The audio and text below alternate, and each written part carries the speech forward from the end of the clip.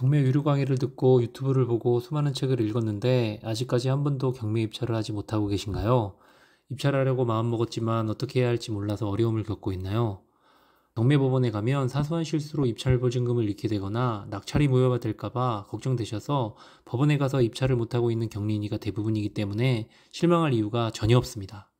실제로 대부분의 사람들이 경매에만 관심이 있을 뿐 법원 경매에 입찰까지 행동하는 분들은 단 10%도 되지 않습니다. 나름 권리 분석을 끝내고 경매 법원에 입찰을 하려고 하는데 무엇을 준비해야 되는지, 입찰 보증금 10%는 최저 입찰가의 10%인지 내가 입찰하려는 금액의 10%인지, 수표로 준비해야 되는지, 입찰표를 어떻게 작성해야 하는지, 2024 타경이라고 하는데 타경은 무엇인지, 저도 처음에는 입찰할 물건을 선정하고도 경매 입찰을 위해 무엇을 준비해야 하고 어떻게 입찰표를 작성해야 하는지 막연한 두려움 때문에 경매법정에 가는 것이 두렵고 어려웠습니다. 그래서 경매 입찰 시 단계별로 준비해야 될 경매 입찰 체크리스트와 매뉴얼을 공유하겠습니다. 이 영상을 보시고 그대로 따라하기만 한다면 쉽게 혼자서도 실수 없이 입찰에 성공하실 수 있을 겁니다. 완벽하게 준비했다고 생각하셔도 이 영상으로 더블 체크하신다면 안심하고 경매 입찰에 참여하실 수 있습니다. 10단계로 나누어 설명드리겠습니다. 우선 첫 번째로 입찰 물건이 법원의 위치를 확인하는 방법을 알려드리겠습니다.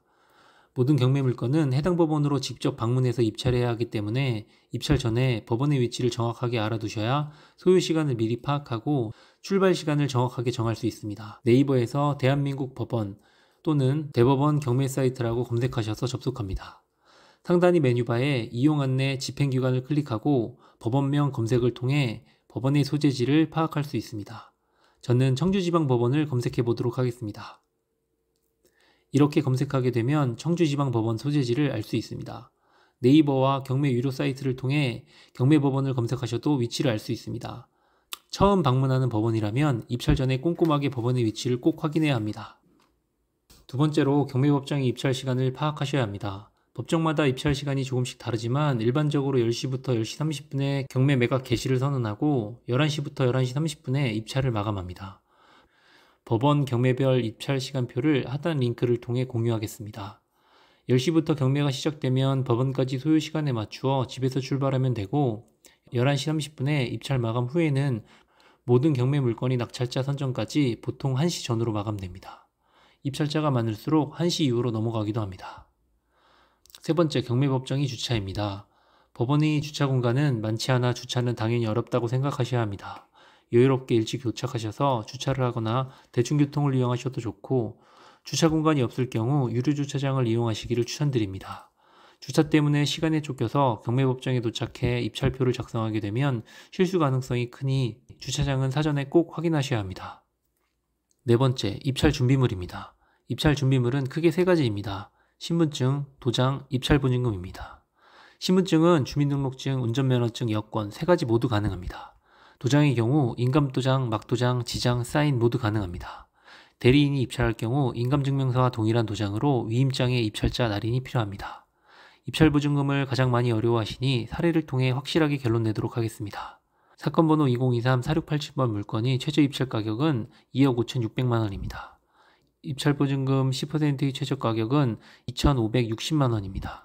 내가 입찰할 가격이 3억일 경우 내 입찰 가격 10%인 3천만원이 아니라 최저 입찰 가격이 10%, 즉 2,560만원이 입찰보증금입니다. 그렇다고 내 입찰 가격 10%를 입찰보증금으로 제출하였다고 하더라도 낙찰이 취소되지 않습니다. 입찰보증금 이상으로 입찰하면 유효가 되고 나머지 차액만큼 돌려받게 됩니다. 금액이 큰 경우 당일 계좌이체로, 작은 경우 현금으로 법원에서 직접 돌려받습니다. 방금과 같이 내가 입찰할 가격의 10%를 입찰보증금으로 제출하여 낙찰자가 되었다면 3천만원 빼기 2,560만원, 즉 440만원은 계좌이체로 받고 낙찰자로 선정됩니다. 수표 한 장으로 입찰보증금을 딱 맞추어 넣어야 하는 것은 아닙니다. 입찰보증금 이상으로 넣기만 하면 낙찰은 유예합니다. 다른 사례를 통해 알아보겠습니다. 사건 번호 2023-59977 자동차 경매 또는 지분 경매처럼 소액인 경우 최저 입찰가 512만원의 입찰보증금 10%는 51만 2천원입니다.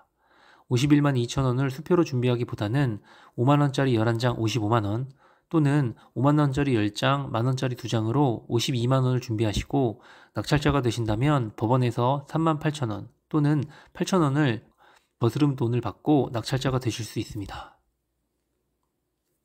마지막 사례로 입찰보증금이 20%인 경우를 알아보겠습니다. 사건 번호 2023-564997. 선순위 전세건으로 3억 3천만 원을 인수해야 하는 물건인데 권리 분석을 정확하게 하지 않고 저렴하다고 덜컥 낙찰받고 입찰보증금 10% 2,800만 원을 포기한 경우입니다. 입찰보증금은 채권 배당액으로 사용되며 법원에서 같은 실수를 하지 말라는 의미로 재경매로 다시 시작할 때는 최저 입찰가를 20%로 보증금을 향상시킵니다. 입찰보증금이 20%인 물건은 보통 재건매 물건이며 만약 재경매 물건의 입찰을 고려하신다면 정확한 권리 분석을 통해 입찰해야만 합니다. 제가 예전에 입찰했던 사건 번호 2023-102182 물건 번호 3번 4,000원이었습니다. 입찰보증금은 최저 입찰 가격이 10% 59,400원이었고 입찰보증금 6만원으로 입찰했었습니다. 최고가 낙찰자로 선정되었지만 공유자 우선 매수 신고로 지분권자가 우선 매수인이 되어 저는 폐찰자가 되었습니다. 입찰보증금을 수표 또는 현금으로 입찰 물건 상황에 맞게 편리하신 대로 준비하시면 됩니다. 마지막으로 간단히 준비하면 좋은 것은 인주와 볼펜입니다. 인주는 경매법정에 준비되어 있으나 대부분 많은 사람들로 복잡하기 때문에 다른 장소에서 기일 입찰표를 작성하는 경우가 많습니다. 따라서 인주와 볼펜은 따로 준비해서 작성하는 것이 편리합니다. 별펜을 가져오지 않는다면 대출을 연결해 주시는 이모님들에게 달라고 하면 경매정보지와 명함, 볼펜을 한 번에 무료로 받을 수 있습니다. 5번째, 매각기일 변경 확인. 매각기일이 변경되는 경우는 크게 4가지가 있습니다. 중지, 변경, 취하, 취소. 중지 변경은 채무자 또는 채권자가 경매를 중지 또는 변경을 요청해서 법원이 받아들인 경우이고, 취하 또는 취소는 채무자가 채권자의 돈을 낙찰자 선정 전에 상환하는 경우입니다.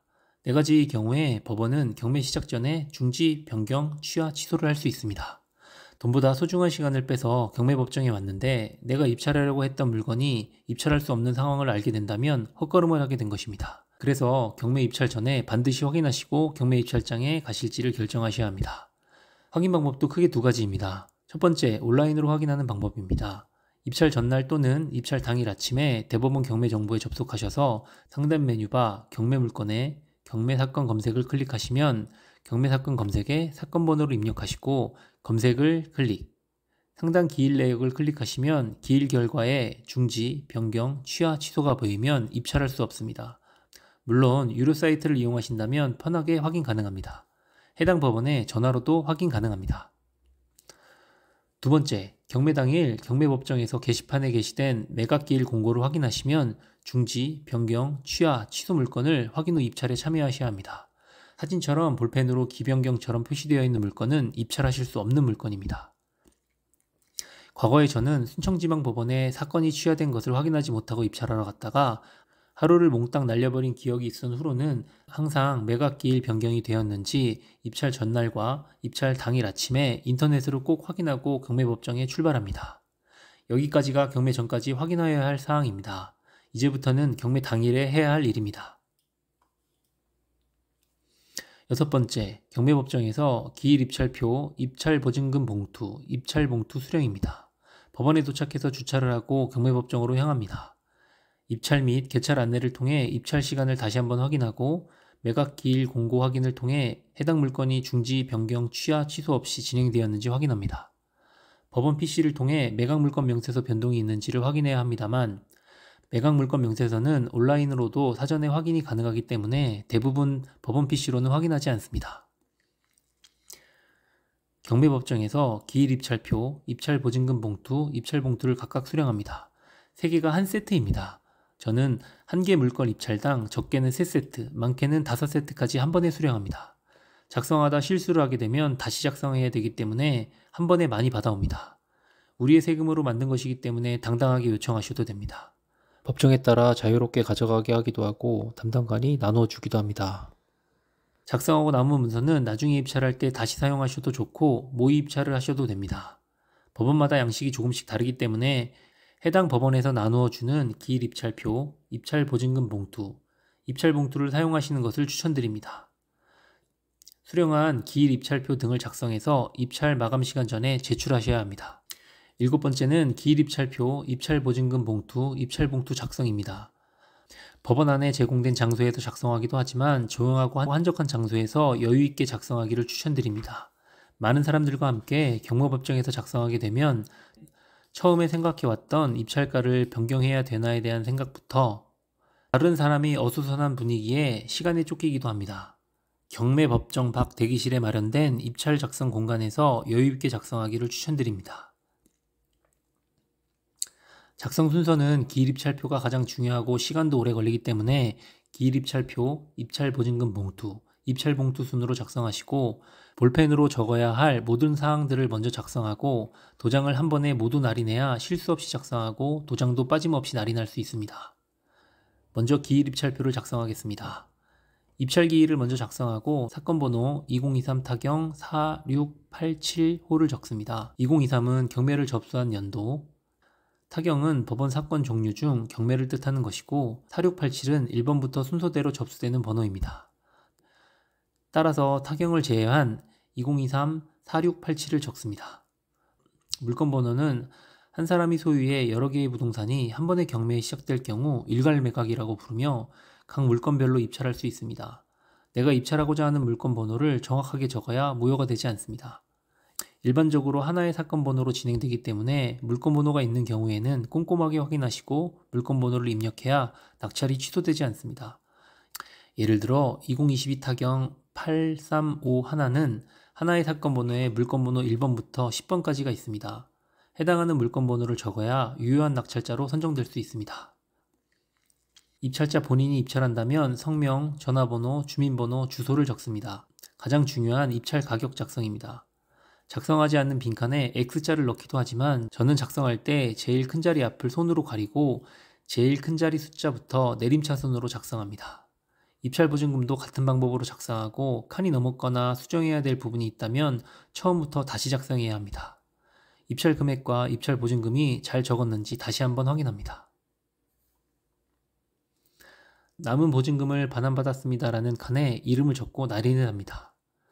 보증금을 돌려받지 않았는데 먼저 날인을 해야 하냐고 생각하실 수 있지만 30명 이상이 입찰한 물건에 개찰 후 폐찰자가 여기에 날인되어 있지 않다면 한 명씩 계속해서 날인하고 도장 찍고 반환받는 비효율적인 일이 발생하기 때문에 입찰하는 대부분의 사람들이 입찰 보증금을 반환받았을 것이라는 가정하에 미리 작성해 놓습니다. 낙찰자도 마찬가지입니다. 대리인이 입찰하였을 경우에는 입찰자의 인감도장이 날인된 위임장과 인감증명서를 첨부해야 합니다. 법인과 공동입찰자의 경우 아래 링크에 표시해 두겠습니다. 두 번째로 입찰보증금 봉투 작성은 입찰보증금, 즉 최저입찰가의 10%를 수표 또는 현금을 넣는 봉투로 앞면에 사건번호, 물건번호, 제출자 성명과 날인, 그리고 뒷면까지 날인을 합니다. 마지막으로 기일입찰표와 입찰보증금 봉투를 넣고 제출할 입찰봉투를 작성합니다. 제출자 본인일 경우 이름과 날인, 대리인일 경우 입찰자와 대리인 이름과 날인을 합니다. 뒷면 상단에 사건번호와 물건번호를 적습니다. 작성이 모두 끝났다면 인주와 도장으로 날인해야 될 장소에 모두 도장을 찍습니다.